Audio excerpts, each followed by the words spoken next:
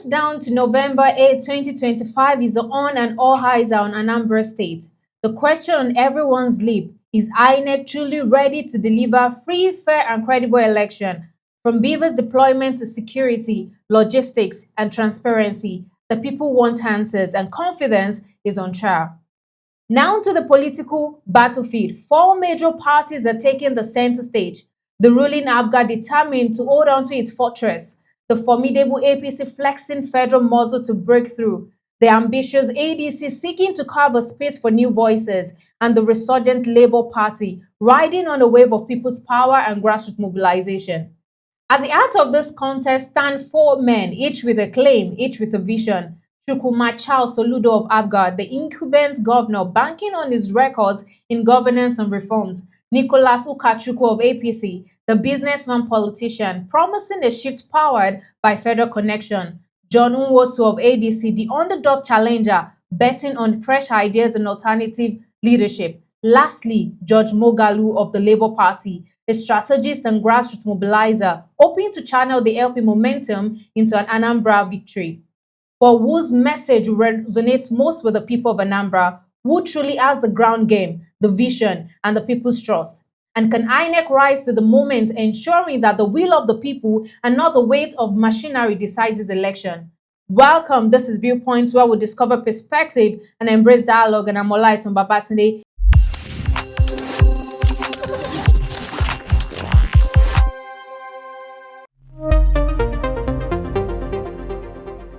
With me is Odiawa Ehai, a political analyst, who together will be discussing the state of affairs in Anambra State. How are you doing, Odiawa? Perfectly fine. Good to have you on the show.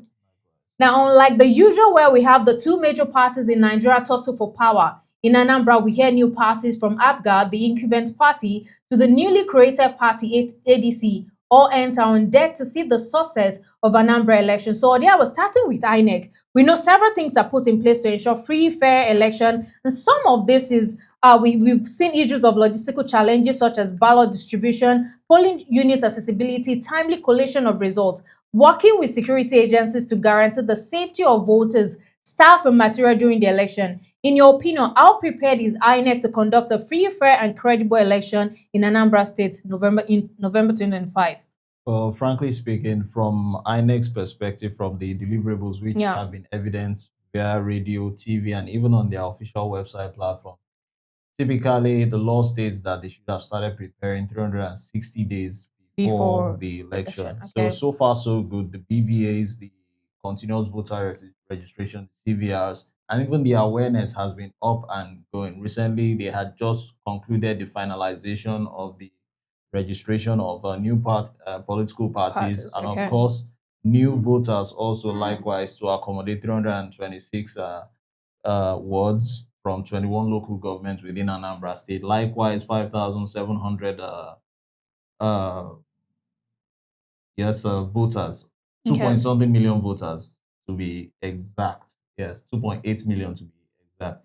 So even as we speak now, typically like any other sport, you need to prepare ahead of time and Alright. also make out contingencies for unforeseen circumstances. Circumstances, It's no news now, logistics-wise, now that there have been kidnappings here and there, violence in Anambra State, the sit at home, which is a major issue by unknown gunmen or the insurgents which have been going on with the indigenous group which is actually there.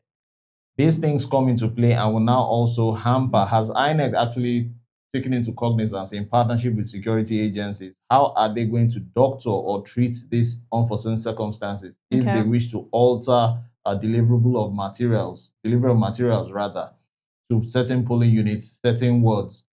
Why? Because they will definitely want to upturn all these things. So if INEC on its own part will say it is prepared, we want to believe that that's what they said. But oftentimes we hear on election day that materials haven't gotten to certain polling units, or certain materials are yet to get there. Why? Because they have either been burnt or whether the electoral officers have been kidnapped. Now, the electoral officers on their own part, now this comes for sensitization. How thoroughly bred are they concerning the whole awareness package? For instance, what do you do in case there are security risks on ground? Are these INEC officials giving bulletproof vests? What happens when people come out from the bush with machetes and co just to, attack electoral officers. Why? Because probably a particular polling unit or a particular local government is capable of favoring a particular candidate, and as such, electoral material shouldn't get there. And then probably there will be some meandering here and there to figure out all these things. So INEC has said it's prepared, but what are the unforeseen circumstances or mitigations in place to put some things in check? That's another thing. Then, You yeah. don't just come to say you're prepared. What are instruments in place to checkmate? For instance, now we're talking about the riverine areas in Bayelsa, which had its off-cycle elections. The waterways had issues, so materials couldn't get to Get some to some waterlogged place. areas. So Anambra, being a region which is prone to this unknown gunmen issue, how well are those materials going to get to polling units or wards here and there? The security agencies which are accompanying these materials also, how well fortified are they or furnished with their security apparatus? Yeah. These are things which should be taken into cognizance. All right, so it's safe to say that what you're trying to say now is as much as we're vying for free, fair, and credible election, we should also look out for the safety of the INEC officials that will be working during that day. And even also on the day of election, the electorate or the voters who are coming to partake in In the election, elections. yeah. Yes. All right. Now we'll go on a short break. Join us in the next phase as we look into the heated race shaping up for the Anambra 2025 governorship polls with APGA, APC, ADC, and the Labour Party all locking arms for supremacy.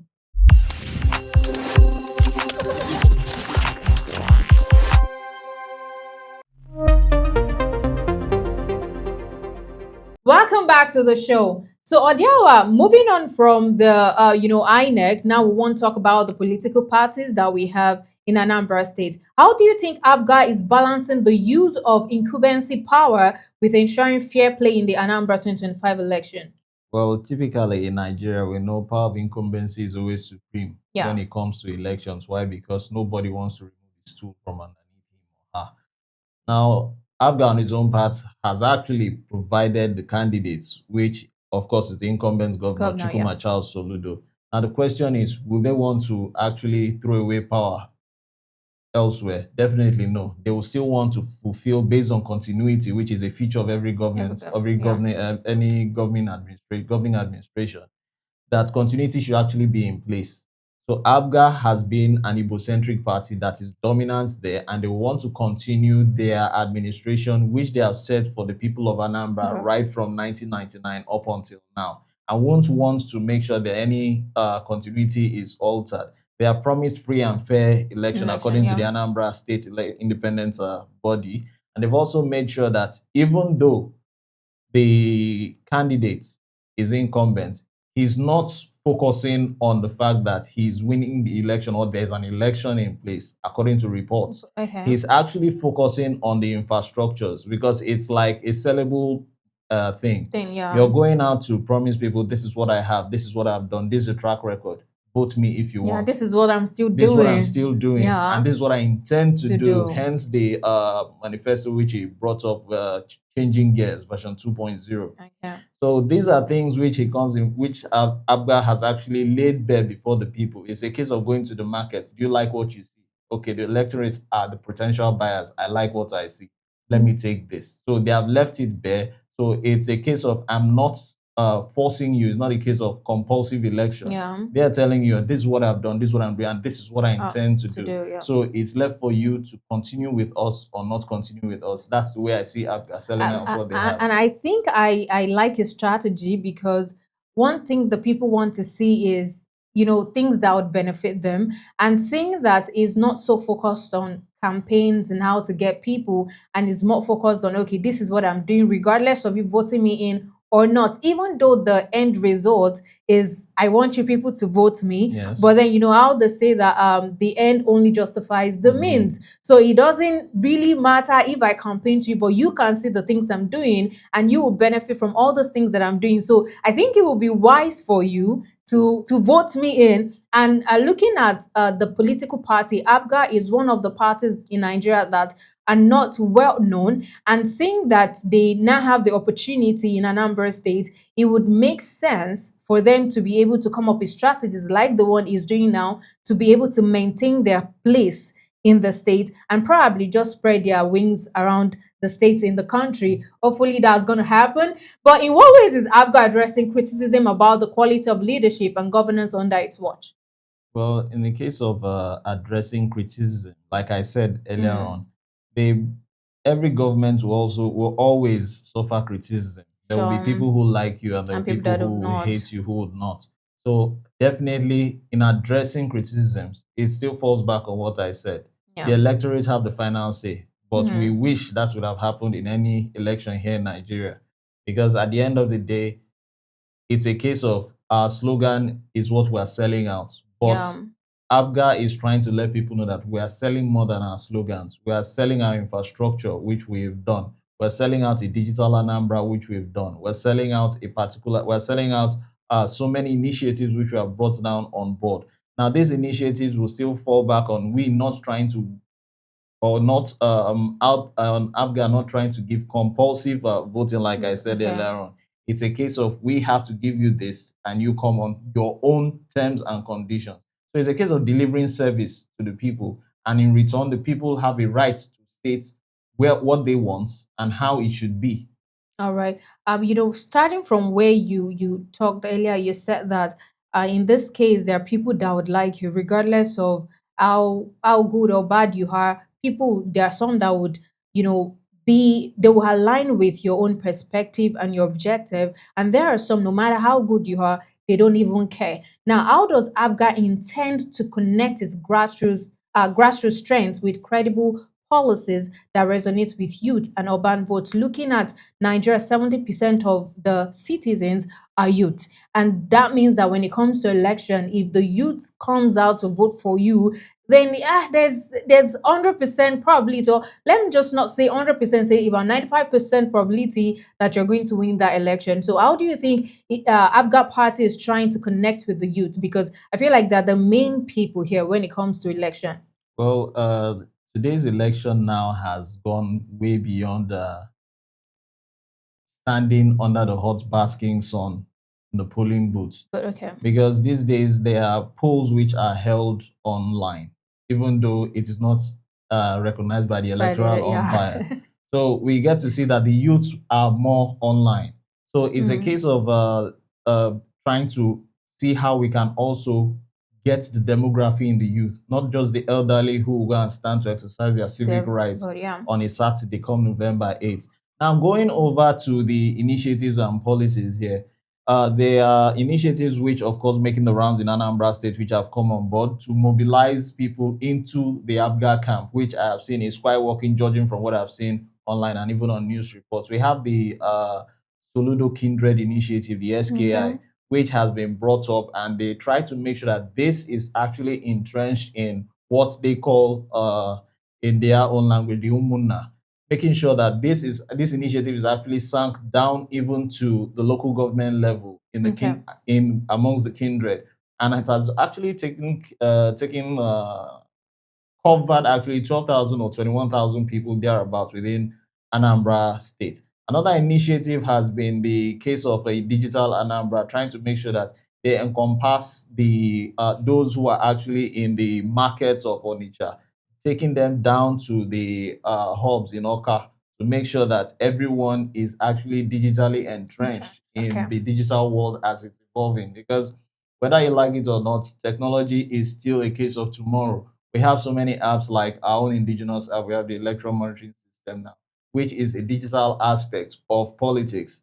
Okay, how well has the election functioned? Where are there anomalies that can actually be were Mm, checkmated? okay. Where are there discrepancies that can be checkmated? So this is the digital aspect. We also have people now who are definitely snapping and making sure that there are evidence reports based on images and videos, whether campaigns or policy launches or infrastructure launches, to sell out there. That is where this mobilization now comes in. And it's not a case of just verbal mobilization, door to door. There should also be evidence reports from infrastructures to even images or something. All right. Looking at the 2027 election, I'm sure that the APC are trying to, like, spread their wings in every state in the country. And looking at Anambra now, we have APGA as the incumbent governor. So there's been perception that APC is weak in Anambra State. How do you think APC is working to overcome the perception?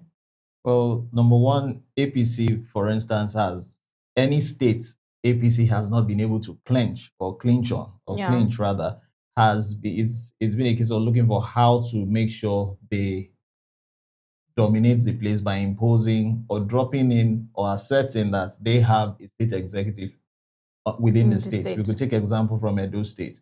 We could take example from the South states that have also defected to the APC, which were Yeah. former PDP states.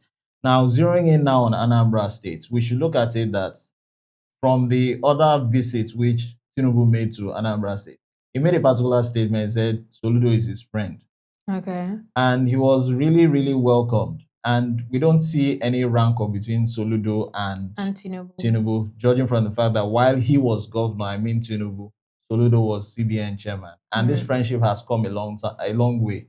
You won't want that friendship to begin to serve as a caveat or divide within politics. So mm, it's a case of a war or a sentimental war in politics here, whereby this federal handshake between Ukachukwu and Tinubu Tinubu, yeah. might end up affecting Soludo. So I might see it as a Judas move in the long Okay. run. But if we look at it closely, I don't think the APC should begin to hammer on APGA not functioning. What they should do is actually function such as APGA has actually done by, as they have said, building secretariats within the 21 local governments to Government. assert their presence. And when they build their secretariats there, they make sure that their presence is widely known within those areas. And when people come in, there should be also disposition to people who will come to them. Why? Because they actually need a service, which are the people which they actually be serving when they get into power. Yeah.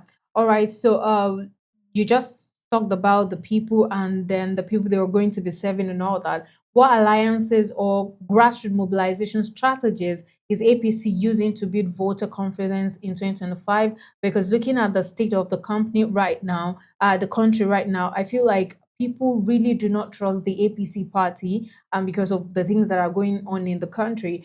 But then in this situation, knowing that APGA is the incumbent they are the incumbent party in Anambra State, and then the APC also needs to get the people to see them and vote for them.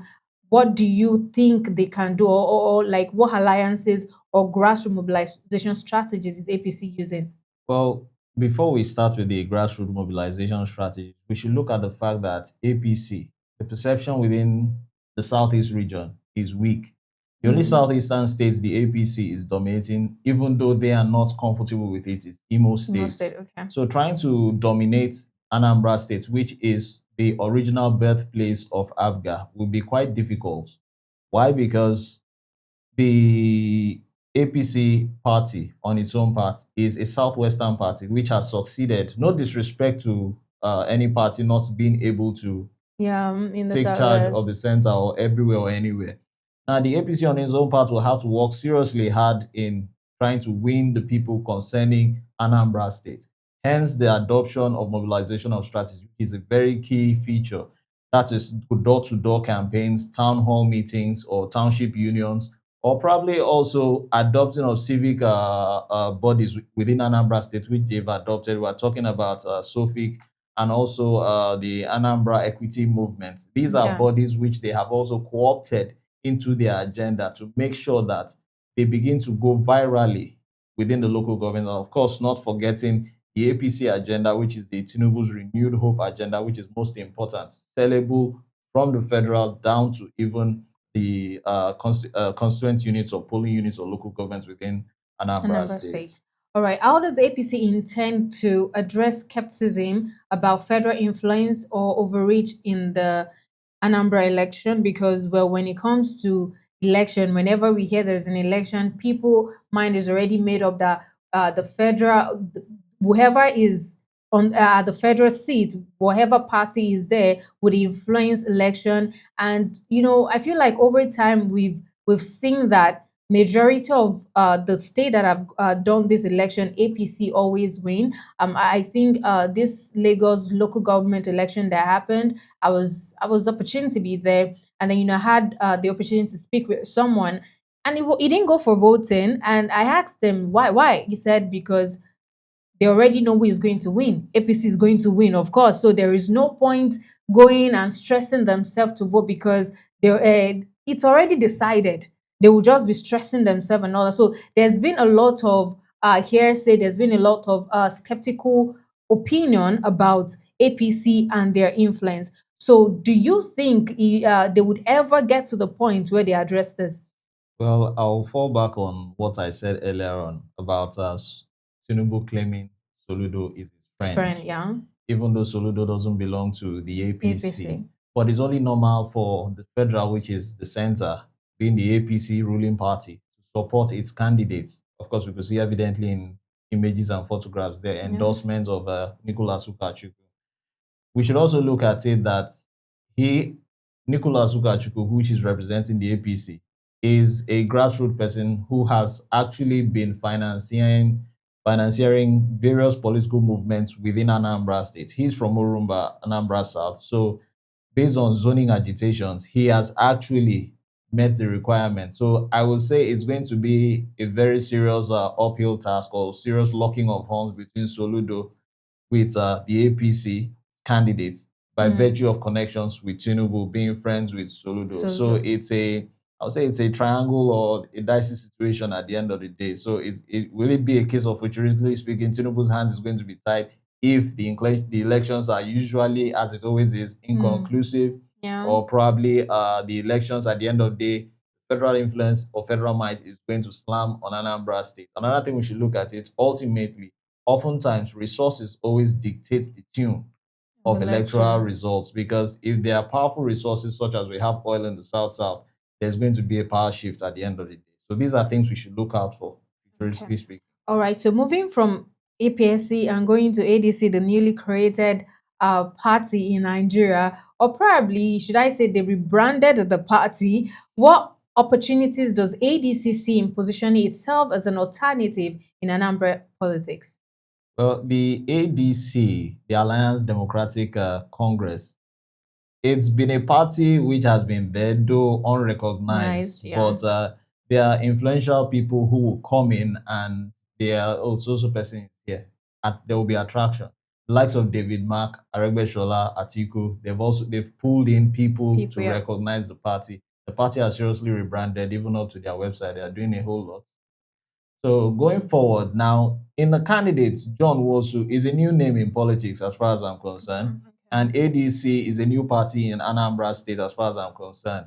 When you want to talk about parties within any states, you should know the parties which are dominant. Yeah. If you go to the north, you hear the NNPP, you hear the APC, and you hear the PDP. PDP, yeah. If you come to southwest, you hear the PDP, the APC, and the Labour LP. Party.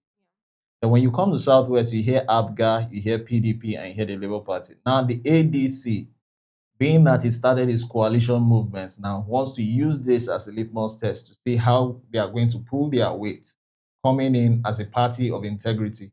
Why? Because they want to sound like more or less like a breath of fresh air. Why? Because the number of people must have been used to the same cycle of political elites or political parties.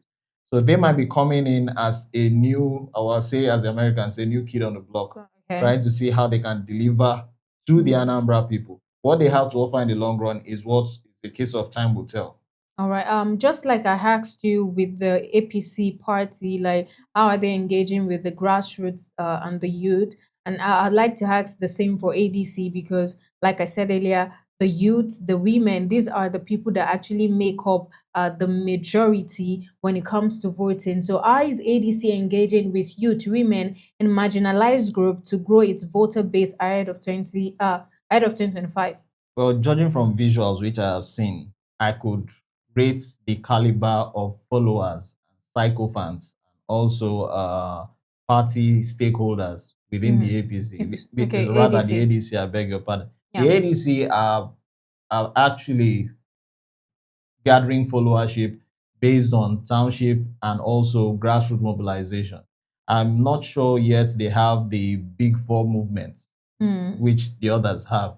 So they are relying basically on people who I would say have been dissatisfied by the Labour Party, probably APGA also, probably PDP also. So they tend to seek refuge with the ADC, which is an alternative political party, which they want to believe will emancipate them or will serve as a messiah political party. All right. Like I was still saying, the youth actually make the major part when it comes to voting. And in 2023, when you go online, you see the youth clamoring for Labour Party. And you know, you might have actually thought that in 2023, Labour Party was going to win the election, knowing fully well that, well, maybe he's not a youth, maybe he's not so young, but the candidate, as at that time, Peter Obi, happens to be on the younger side compared to the other people. Now, how is Labour Party leveraging this momentum they were able to gather in 2023 general election to establish itself firmly in Anambra politics? Well, the Labour Party, no doubt about that. They really turned the country upside down during the general Election, elections, yeah, particularly online, even with the youth. But at the end of the day, online votes, like I began by saying, don't transit to INEC vote. INEC votes. So, what point am I trying to make? To the fact that Peter Obi has become so symbolic that people tend to forget that the party is called Labour Party, such that a movement even came out with so much energy, the obedience movement, and Yeah, overshadowed the the orientation or ideology of Labour Party, which is a people-centric party. So it was now a case of uh, it's now a case of rather a former governor under the mm, flagship of the Labour Party, a symbolic one at that. Now who came a distant second or third in the general elections, now coming home to back the Labour Party candidates. No, he's yeah, going to pull a whole lot of weight. sure. So, looking at it, pulling a whole lot of weight from there, like I began by saying, the symbolic value doesn't necessarily mean that they are actually going to win the Win the vote election, or yeah. win the election. What is actually on ground is that they should actually pull up a serious, convincing fight to make sure that they can actually kick to the curb an indigenous party that has been dominant since 1990. All right. So, still on the parties, what is Labour Party's strategy to convert its online social media support base into actual voter turnout in November 2025? Because looking at that, just the people talking about Labour Party in 2023, you might have thought that Labour Party was going to win the election. Well, until we saw the results. So now, how do you think they can turn this online vote, online campaign into physical vote into a November 2025? Well, looking at it, there has always been this case of vouching for electronic voting. Yeah. So if they can transform or INEC can begin to adopt electronic voting, I think maybe, and even if the electronic voting should also be transparent also, because now we have we have what they call hacking. Now Mm-hmm. to justify hacking, there's what's called ethical hacking. Okay. Now, if can this database can also be hacked? That's another thing INEC needs to put in place. So these are things we need to look out for. Why? Because if Labour Party should actually amass their online presence, transiting them to votes, if INEC has legalized it based on Yeah. reforms, if they have to reform the electoral reforms, this will make sure that this will now see Labour Party being put at an edge, and maybe the big names or big shots will be under their foot. So that's where we look at it. Electronic voting will be the way forward, the way I see it. But for now, there's no electronic voting. Uh, What Labour Party needs to do is to adopt what other parties have been doing. It has then to do yeah. with the township and traditional institution visitations, the door-to-door campaigns here and there, going to the marketplace, going to the civic organizations, NGOs, just to mention it. All right. I think another problem we probably have in Nigeria is that it's easy for us to stay behind our keypads and talk about the person we really believe in. But when it comes to election, it's definitely difficult for youth to go to the polling unit and vote for the candidate they really wish. You've just heard the unfolding dynamics of the Anambra 2025 governorship race. But the big question remains, how do the candidates truly measure up against one another? From Soludo's incumbency to Ukachukwu's political reach, Nwosu's fresh challenge, and Moghalu's grassroots push, the strengths are as diverse as the stakes. We'll take a short break now, but when we return, we'll give you a comparative look at where each of these contenders stand in this high stakes election. Stay tuned, we'll be right back.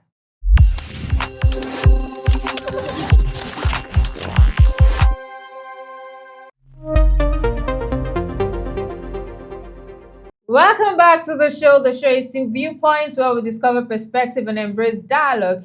And so now moving from the political party, I think we've talked about the INEC, we've talked about the political parties. Now we want to talk about the personality, the people behind the party, and now we're talking about Soludo, Ukachukwu, Nwosu, and Moghalu. So among the four of them, who has the strongest grassroots machinery, and why do you think so? Well, to begin with, I would say I'll zeroing into some or a few factors. Okay. To begin with, zoning. All candidates come from zones which have been endorsed by both stakeholders and the electorate, which is Anambra South, based on zoning rotation. Another thing is that all of them have also come on board to say they are also going to take up a government system of inclusivity, bringing in particularly the youths, because the youths are more active in that part of the region with Okay. their whole movements and whatever.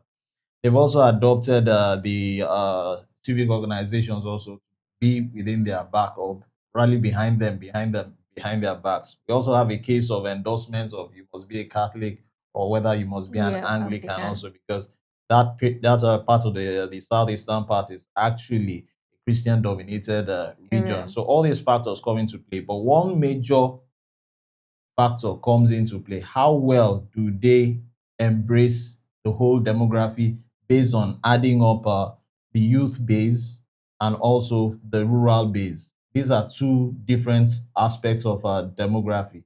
Now, looking at these two, if they are able to weigh their balance properly or pro, Properly. properly, they will definitely have a chance, particularly coming from Soludo's end, who is an academician and Okay. also knows what it means to be with the rural and both coming from the rural angle and also the urban sector. We also have Ukachukwu, who is on his own part a billionaire philanthropist who has also financed so many political activities, who is well established on ground also. Then we also have the Labour Party candidate who is riding on the back of Peter Obi influence and also the obedience movement. With that, he should stand a chance. So, and we also have the new kid on the block, which is John Wosu. He might have a chance, he might not have a chance, might stand a chance, might not stand a chance. But as far as I'm concerned, the tussle is going to be between The not the, APGA. I forgot to mention the PDP all this while. Why? Because of Okay. their in-house fights. But these four political parties have been the ones who have been actually raising the dust in Anambra State. So looking at APGA and also looking at APC, these are the Yeah, two okay. major contenders as far as I'm concerned, Concern now. in my own opinion. APGA, the incumbent governor, is a friend to the chief executive at the center, but is from the opposition ruling party. Now, it's not a case of Ukachukwu, who is also in the party which is actually ruling at the center. So all this mixed sentimental politics will also come into play.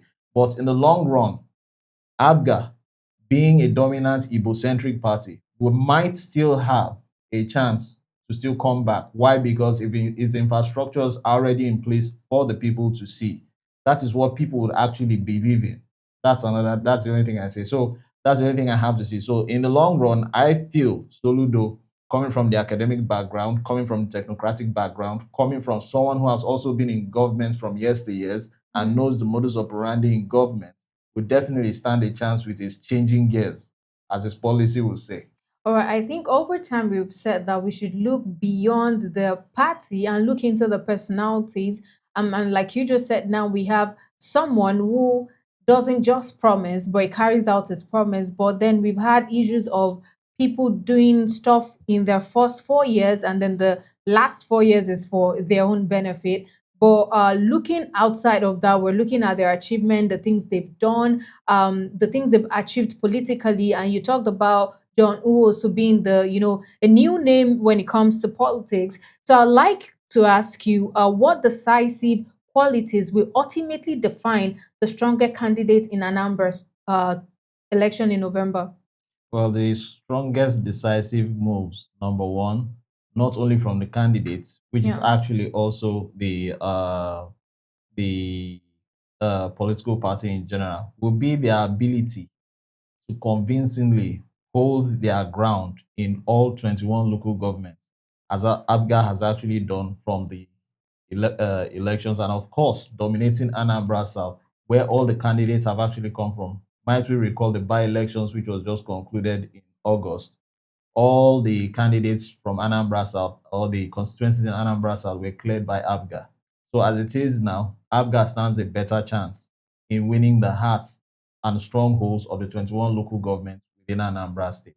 So ultimately, it still goes down to the resources in which they are going to use to get from door to door on a convincing note.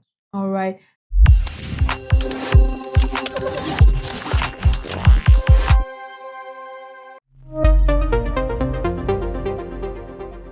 Thank you, Odiawa, for joining us on the show today. I'm sure the people out there has been able to pick one or two things from all the things you've analyzed today. And now we know that all road leads to November 8th, 2025 in Anambra state election, with APGA, APC, ADC, and the Labour Party all staking their claim, and candidates Soludo, Ukachukwu, Nwosu, and Moghalu each bringing unique strength to the table. One thing is certain: the people of Anambra will have the final say. From now to election day, the debates, the campaigns, and INEC's readiness will shape what could become one of the most defining contests in the state history. I've been your host, Olaiton Babatunde, and with me has been Odiawa Hei. All right, so to enjoy more political content, follow us on all our social media platforms at VG Media. Thank you for watching.